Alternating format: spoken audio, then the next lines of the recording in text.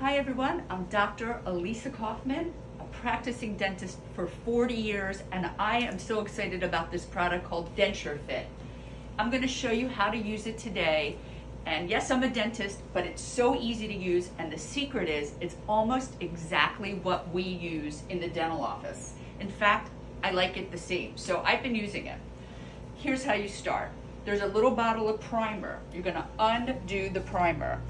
Dip, everything's provided. Dip this in, whoops, sorry about that. Close it immediately, and you're going to immediately coat the whole denture. It dries very quickly, very, very nicely. Okay, they give you extra in case you need it. You are going to then activate this when you're ready. This is very simple to use. Follow my instructions and know that it's odorless, tasteless, and buildable. It's very soft and it lasts for months. So let's start with a very little bit. You can build it, so if you need more, you'll just use the second syringe that they provide.